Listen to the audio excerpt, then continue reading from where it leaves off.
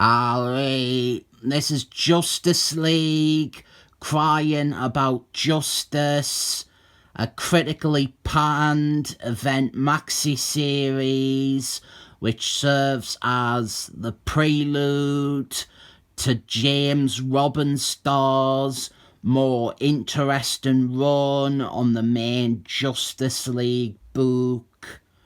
This is the first issue, and the cover bothers me a lot because DC, rather than doing a wraparound cover with the full image, they made it so that you had to buy 2 copies of the same comic to complete this image. So on the cover here is half the characters, and the team itself is complicated, but we have Green Lanterns, the Jordan Albert one. He is the leader of this team. Then up top we have Congorilla, Supergirl, and then Atom Man. And on the other part of the picture there is Ara, Gay Starman, Batswoman, and someone else. Those 8 aren't even all of this team. There is Gladiator, the Captain America rip-off, and Commando from the Imperial Guard. There is Foxfire, Stephen Hawkman and Orkin Girl, Donatello, Viv Vision, I think Animals Man, Canary. A lot of characters because there was a lot of musical chairs going on and editorial interference. Characters got taken away from the writer. You see that in this series with Batswoman. And it would be nice to blame these sorts of things for why this is rubbish, but the consensus is that it's just a go-nowhere story that ends by being incredibly violent and unpleasant and mean towards its characters. I have only read the first issue here, but now it becomes edgy violence porn with a character who isn't even featured in the book. In the end, he has his arm torn off and his infant daughter killed. We start with Green Lanterns, the Jordan Albert version, the worst version. He is leaving the Justice League because he thinks that they are not doing enough to stop the criminals.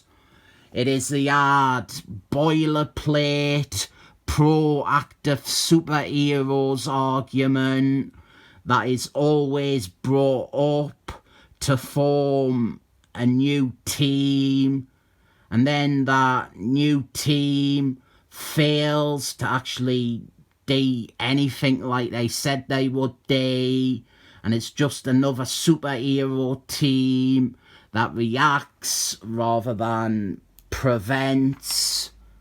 I've not read the whole thing, but this first issue I didn't mind when it came out because I thought it was paving the way for Jordan Albert to get a bit evil again. He is talking about how sending the bad guys to prison isn't enough, and they always come back and they never learn. And I thought he was going to start becoming like the Punisher or something, but it's not. It's just an excuse to give him his own team, like Excellent Force or Force Works, or any team with Force in the name. Ara guns off with him. He's sticking with them because they are friends. and they equate it to when Jordan Albert went on a road trip with Ara in the 70s. The art is, I cannot settle on the art. Either I think it is not very good, or that it is okay.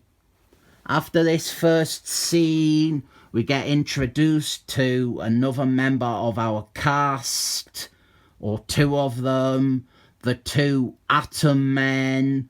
They are beating up a bunch of criminals, a little gang that is led by a supervillain, and we get hints of the violence to come as Atom Man describes in detail how he will torture this person by shrinking down into their skull and then enlarging himself. The characters in this, they didn't really have motivations. They just have a word. And that is the thing that gets mocked a lot, the writing. The characters just keep repeating the same word to the point where it loses all of its meaning. That word is justice. They all keep evoking the word justice as a need. They all say that they want justice, that they demand justice, that there is no justice. It is meme levels of bad, and I didn't know how it didn't become a meme. This here is like the 7th time so far in this comic that someone has been crying about justice. Roll credits. Cut to a character I am more interested in, gay Starman. He is at his gay boyfriend's gay funeral. The behind the scenes story here is that editorial were pushing James Robin's star to include Starman because the Starman series was his big hit for DC, but he had ended that and definitively retired that character, and he didn't want to bring him back. So instead, he brought in another Starman, gay Starman. He had been a recurring character in the Starman series. Anyway, he isn't crying about his dead boyfriend. He is crying about justice. Every character's motivation in this is that they are crying about justice. In a way, crying about justice is the perfect title for this. Cut to Africa, and Congorilla. All his animal friends have been massacred. So can you guess what Congorilla wants? But before we get to it, do you remember that opening story arc on Van Morrison's Animals, man? I reviewed it if you haven't read it.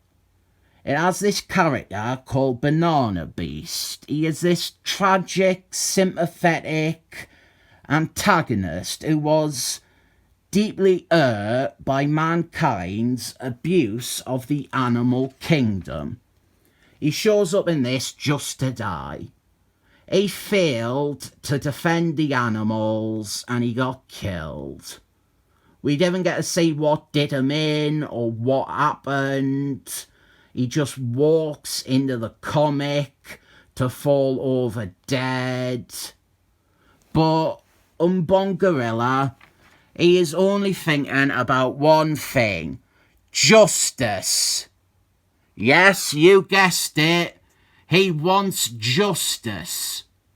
And unbelievably, that is the end point of the comic, having established perilously little of a story. This feels like a series of previews for a bigger story, but the bigger story is not well regarded by anyone. I'm not sure I want to read more, but it seems important to this Justice League run that I have. And there's even a crap retcon, the exact sort of retcon I hate. A retcon with the nemesis for this series and getting rid of a bunch of his appearances and saying it wasn't him. I didn't think you can get much out of this issue beyond disparate teasers for Summit. I'll give it 7 thumbs up for that, but not a thumb more.